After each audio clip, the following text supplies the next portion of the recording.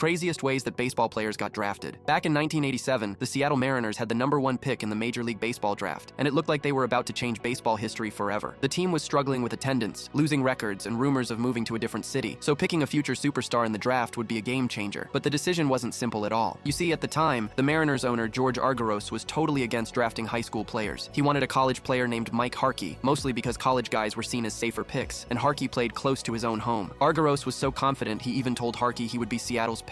But the baseball execs had different ideas and were about to make a risky move. The thing is, the team's general manager, Dick Balderson, and head scout Roger Jongaward were certain that Ken Griffey Jr. was a once-in-a-generation talent. However, both Griffey and Harkey had received identical top scouting grades in the team's files, which made the owner's argument even stronger, so the execs knew they had to do something or risk losing Griffey to another team. But the next step they took might be the most legendary behind-the-scenes baseball story ever. As it turns out, Jongaward secretly asked senior scout Bob Harrison to doctor the scouting report for Griffey Jr. Harrison added extra glowing praise and bumped up Griffey's scores just enough to make him stand out as the clear #1 choice. Suddenly, Griffey looked like the obvious pick on paper, and the owner saw the new report and gave the green light. But little did they know at the time, this charade would change history forever. What I mean is that if the owner hadn't been convinced by that fake report, Ken Griffey Jr. would have probably ended up with the Pittsburgh Pirates teaming up with Barry Bonds. The Mariners instead drafted Griffey, who instantly turned the franchise around. Harkey went to the Cubs and had an average career, but Griffey became a superstar with 630 home runs, 13 All-Star selections, and a spot in the Hall of Fame, while Griffey's arrival helped save baseball in Seattle and brought fans back to the ballpark.